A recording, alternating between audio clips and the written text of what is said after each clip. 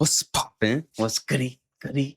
Good with y'all boys. Look, man, we got another video, bro. It's called The Horrifying Story of the Cave of Cannibals. You know cannibals, like the folks that be eating folks. The folks that be eating other humans. Yeah, them. Like up the video. Subscribe now. Yeah, I said it. Now let's get into this video because you like the video and you subscribe. Because I know y'all don't be subscribing. Y'all don't be subscribing, but y'all need to subscribe. You know what I'm saying? This cave. This is a cave known as Sonny Bean's Cave. Sonny Beans. It's quite beautiful from the outside, and the surrounding countryside and ocean is even more so. But this beauty is deceptive. This cave is actually the site of one of the most gruesome and mysterious stories in Scottish history.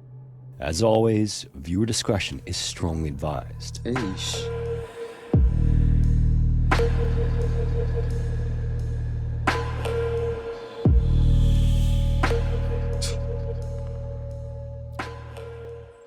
In 1977, theater and drive-in movie audiences flocked in droves to catch the latest movie written and directed by horror. Bro, I went on one of these one time with my pops, bro. We watched John Wick. I think it was John Wick 2 or 1, bro. But my first time in a drive-in theater, bro, it was cold, bro. They had food, they had everything, and a giant movie screen. Yeah. I wonder if they still got them. Icon bro. Wes Craven. Following the success of his directorial debut with the 1972 release of The Last House on the Left, fans of the genre, and him in particular, were eager to see what Craven's twisted mind had been working on for the previous 5 years, and to many, he didn't disappoint. His new movie, The Hills Have Eyes, equally thrilled and disgusted audiences on its release as raked in $25 million at the box office, surpassing the success of his first film. Of course, many big-name film critics said it was too gruesome, but wider audiences of horror genre fans propelled the movie into the status of cult classic. Dang. Over the years that followed, it became a film franchise and was even remade in 2006. And judging by the average age of the audience in the channel, you're probably more likely to have only seen that version. Yeah, facts. Now, if you're unfamiliar with the movie, it sort of starts like this. During a good old-fashioned American road trip in the 1970s, the Carter family is traveling to LA. Okay.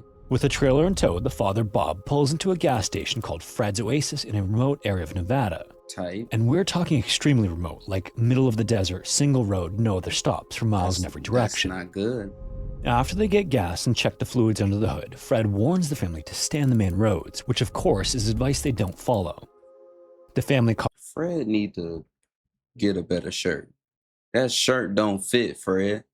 Fred, get your ass a new shirt, man. Stay on the main roads, which of course is advice they don't follow. Why they didn't stay on the family car then eventually road? skids off the highway and wrecks, causing one of their dogs to run off into the Nevada desert hills. And this is where it all begins. There's something in that remote desert living in the caves there that begins systematically stalking and killing them. What? Now, while Craven certainly had the kind of warped creativity it would take to dream up such a scenario, it was actually during his research following the release of The Last House on the Left that he came across a story so revolting that he couldn't help but let it inspire his next movie. And the story that would end up inspiring The Hills Have Eyes was the story of the Sonny Bean clan. It's uncertain where exactly he was born, but Alexander Bean, also known as Sonny, likely came into the world in the late 15th century in Scotland. Sonny was the son of a hedge trimmer and a ditch digger, and as was customary at the time, he would go on to follow in his father's footsteps, or at least attempt to. Pretty quickly, however, his father discovered that a working life didn't appeal to Sonny. This stuff hurting my Simply eyes, put, and by all accounts, he was lazy and preferred to waste his life daydreaming. This was obviously met with scorn and disappointment from his father, who did all he could to encourage Sonny into a life of hard labor, but no matter what he tried, nothing worked, and particularly Sonny. Much of his early life is a bit of a mystery, but at some point in his adult years, he met a woman named Black Agnes Douglas. Black Agnes Around the time of their meeting, she was being accused of witchcraft and was also looking for an escape. So the two ended up being a perfect match, and they ran off together to leave behind a life of servitude, fleeing for the coastal county of Ayrshire, Scotland. Two outcasts. Other than the relocation itself, neither of them had much of a plan, but they did manage to find a place to stay that still exists to this day. What? And this was a place truly befitting of the couple. If you happen to stumble on it, you'd likely miss it altogether, as it's little more than a crack in a rocky cliff. What? It's located at the north end of Balcruchan Bay, about 5 kilometers north of the community of Ballantrae. Oh, you talking about that cave? And it is in fact not a crack at all. It's actually a raised cave that the couple took shelter in and decided to call home. That's The crazy. cave today, which is known as Sonny Bean's Cave, sits right at the high tide mark, and each time high tide rolls in, it floods much of the entrance. For Sonny and Agnes, though, this was just fine, maybe even preferred actually, as they made the What? inner reaches of the labyrinth of tunnels their main quarters. The cave itself is about 590 feet or 180 meters deep, and its quarters Oh, measure about 1 mile in total length. yeah. And the combination of all of these factors is credited for the couple going completely and utterly undetected for 25 years. Oh, All of those years ago, after relocating without working, however, there was a big problem Sonny had to contend with. He had to support himself and his wife, and while he could have learned how to fish and lived off the ocean right outside his front door, he opted for a more efficient way to earn money through robbery.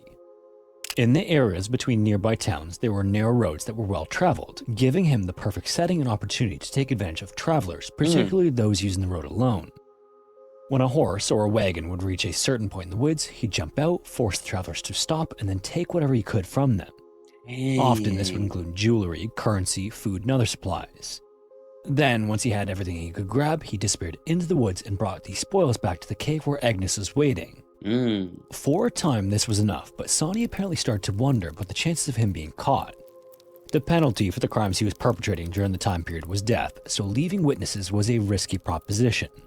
To resolve this matter, Sonny came up with a fairly simple Hold and on. straightforward plan. Hold on. Dang, for robbery, you just get death off the ripper? You get death? Bro, you steal some jewelry, you die. Okay, don't steal. That's bad for you. Dang. That's wild. If there were no witnesses to the crime, how could he ever be caught? Now Almost as soon as facts. the idea struck him, he put the plan into action and soon realized this created another problem though, which was disposing of the evidence.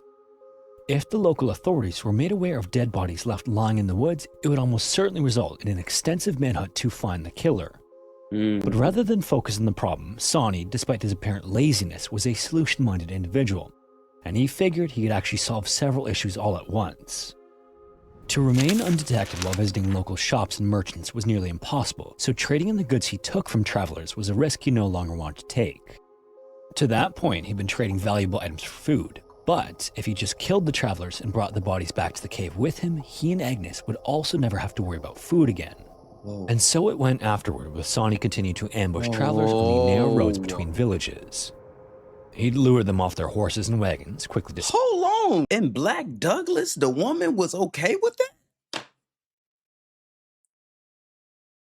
Well, oh, she's a witch. I forgot. She's a witch. dispatch them Two and and then two drag them into the together. cave where Agnes would prepare them. And Prior she to this, the couple prepares had been them. nearly starving, but now they had a steady supply of food and high-protein food at that. Soon, they both regained their strength, and in doing so, the couple began to have children. Before long, they had 14 kids, 8 sons 14 and 6 kids in a daughters, all of cave? which were fed what Sonny brought back from the moment they could eat solid food. In fact, as the children became old enough, they start to join Sonny in his attacks on travelers, and all the extra help made for much lighter work for their father. Oh my When more of them were joining Sonny on his daily duties, the Bean Clan was able to start picking off larger traveling parties, sometimes dispatching upwards of 6 people in one ambush. Yo. Years apparently passed like this as the Bean Clan continued to make a deplorable living for themselves. And as if things weren't disturbing enough, the kids eventually start to have kids of their own. Yo, And this what? wasn't from finding outside partners, if you know what I mean. After a long enough Whoa. Oh, the kids having kids with the kids, the siblings. Oh, the siblings are having kids together. And golly, man, that's crazy. All in one cave, though. All in one cave, though. All right. span, the family that once began as 2 had grown to 46, with all of them living inside the 46? cave together and all of them hunting travelers together. As you might imagine, the constantly growing list of missing people was noticed by the nearby villagers, and desperate for justice, they first began to point fingers at one another. 46. The brunt of the blame initially fell on local innkeepers, since the inns were often the last place those went missing were seen. Untold numbers of innocent people were wrongly accused of being responsible for the disappearances, and were Dang, sentenced just to capital dying. punishment, with not a single one of them confessing to the crimes on the gallows. After enough of Wow. these, attention began to shift to where all of these disappearances had been taking place. If it wasn't these condemned people, maybe there was some other explanation. Local authorities eventually organized massive searches in hopes of finding some feral group of people living in the forest, but efforts came up empty. In fact, They during gonna one die. scan of the coastline, a member of a search party even came across the entrance to Sonny Bean's cave and pointed it out to the others. But Oh, everyone would agree that there was no way anyone could live and survive inside a sea cave. So, more years went by, and the Bean Clan only got better and better at their family profession. the Bean The Clan, ambushes on though. travelers were executed with military-like precision, and there was never a shortage of victims. The family apparently also became nocturnal, remaining in the cave throughout the day and coming out at night to hunt unfortunate travelers. They're bats. And because they were bringing in more than they could eat at any one time, the women learned to salt and pickle the meat to preserve it. But even then, there would be a constant stench of rotting flesh permeating through the cave. Ew. After a while, the beans took to just tossing limbs into the ocean outside the cave entrance. And soon enough, these parts would wash ashore and be discovered by villagers, leading many to believe that the epidemic of missing persons was instead caused by animals. These prosperous times for the Bean Clan, however, wouldn't last forever. One evening in the year 1600, darkness had just fallen when a couple was returning from a fair along the narrow road which the Beans had made their hunting ground. With the man riding on the front of the horse and the woman riding just behind him, the Bean Clan emerged from the dark woods on all sides of them. The Bean women then grabbed the woman and pulled her off the horse onto the ground, immediately attacking her and beginning to essentially pull her apart. Oh my The way God. they descended was so quick and so gruesome that she was almost in pieces by the time she touched the Oh ground. my God. And upon seeing this, her husband was horrified and overtaken by rage. And unlike their previous victims, he had been trained in combat. He fought against the family as they tried to pull him from the horse, but the man soon pulled out his sword and a pistol. Then, moments later, about 20 to 30 other travelers returning from the fair happened upon the scene and rushed to join the fight. This was the first time the Beans ever faced serious resistance, and it soon became clear that they were not going to win this one. Whoa. So all at once, they scattered back into the forest and returned to the cave, leaving behind a scene of carnage. It's unclear if the Beans immediately knew the consequences of their first failed attack, but this was the first time they had ever left behind a living witness. The other travelers then accompanied the man who that's was attacked true. all the way to Glasgow, Scotland, where he spoke to the chief magistrate about his experience in the woods. And as the man told his story, the chief magistrate began to connect the dots that had been missing for decades to that point. The growing list of missing travelers, the body parts washing up in nearby villages, everything started to make sense with the story of the ambush. The chief magistrate then decided to do something that was well beyond usual protocol for the time. What's that? He marched the man right to King James IV, who just so happened to have taken a keen interest in the pattern of missing persons in Scotland, and he had also developed a theory that witchcraft was to blame. The king then listened intently as the man retold the story of his wife's death and the animalistic behavior of her attackers. Immediately upon the story's conclusion, the king gathered an army of 400 men and a pack of tracking hounds, and the large caravan began heading toward Ayrshire. As the king and his army traveled, the caravan apparently grew with volunteers jumping in line to aid in the search for the perpetrators. And leading the way was the man whose wife was viciously attacked by the Sawney Bean clan. Dang, he was leading the Upon way. reaching Ayrshire, the search area extended Okay, throughout the then. countryside and along the coastline, but at first, there were no signs at all of some rogue families living in the forest. When the party passed in front of Sawney Bean's cave, the opening in the rocks wasn't even paid attention to by them, but the dogs were a Is different that story. dog? Oh, that is a All dog. at once, the hounds began to pull wildly on their leads and howl in the direction of the rocky cliff. Oh, shoot. It wasn't until someone inspected the narrow cave entrance that the king, who had already passed by, was told about the find and backtracked. It's just that from the outside of the cave, no one could fathom that anyone would be living or even hiding out inside the tunnel, as all they could see from the sand was darkness beyond the opening. The dogs, however, continued to make it clear that there was more to it. Soon enough, as many men as could fit inside the Oh, they cave lit went in torches and there. began to slowly make their way down the tunnel. The further and further they went, the more prevalent the smell became, causing them to realize what the dogs had alerted them to. When the soldiers reached the very end of the tunnel, about a mile from the entrance, they were greeted by an unimaginable sight. Apparently, parts of all kinds were strung up along the cave walls around barrels for pickling, making the entire space look like a butcher shop. My To the side of the main living area were piles of clothing, jewelry, and bones, and in the middle of it all was the entire Bean clan, looking just as surprised as the men who came upon them. What? When the shock wore off, the Beans attempted to fight, but they were quickly subdued thanks to being greatly outnumbered. Then, once every man, woman, and child in the family was captured, they were marched to a nearby village where the king decided to forego the established justice system, sentencing each member of the Bean clan to capital punishment. Yeah, they The all day after go their capture, die. the family was taken to Leith, where they would succumb to a particularly brutal punishment. The men would go on to have each of their limbs removed and were left to succumb to blood loss, while the women watched in horror. No. And as they witnessed this slow process happen to the men in the Bean family, the army prepared No. 3 large bonfires. Then once all the men were gone, So you telling me they cut off their wanker, man? In front of their wife? Oh, that's humiliation. All of them? Well, in front of their sisters and brothers, wife, husband. You know what I'm saying? They had 43 of them people, and they started with two. How that happen? And they didn't go outside that cave. How that happen? You tell me. That's crazy.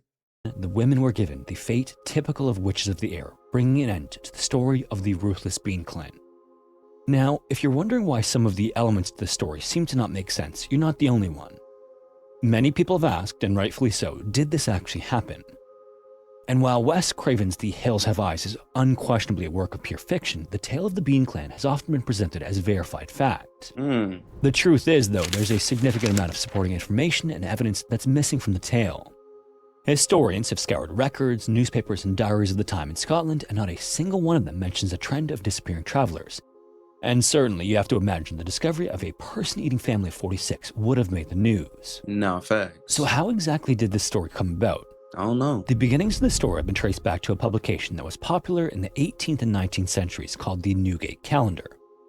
This publication told of crimes of the day with a sensationalized twist, making it difficult to separate fact from fiction when it comes to the Bean Clan. Others, however, maintain that there are at least bits and pieces of truth woven into the story of the Bean Clan. Centuries earlier, there was a slightly more evident story of a man named Christy Cleek, a butcher said to have turned to eating whatever he could find during a devastating 14th century famine. Oh, wow. He apparently also led a small band of outlaws who preyed on travelers, which sounds remarkably similar to the Bean Clan story. Oh, wow. There's also the undeniable history of banditry and smuggling along the Ayrshire coast, where caves were used as hideouts for ambushes. So combine all these together with broken telephone across decades and you have the perfect mix for the birth of a legend about a grotesque, cave-dwelling, flesh-eating clan. So what do you think? Do you think the legend is just that, or do you think there's more to the story? It's probably more to the story. If you made it this far, thanks so much for watching. If you have a story suggestion, it's most definitely probably more to that story, you know what I'm saying? Because that's kind of crazy how it's a folk tale. But some of them folk tales, bro, they be true. You dig what I'm saying? Hey, man, if you enjoyed that video, give it a like, give it a subscribe, bro. My laptop started tripping. I don't know what happened. But look, man, we about to get out of here. Y'all stay blessed. Stay positive, like always, man. Stay away from them caves. And take care of yourself, bro. Stay on the main road, please. Stay on that main road. Don't go off that road. And stay away from caves.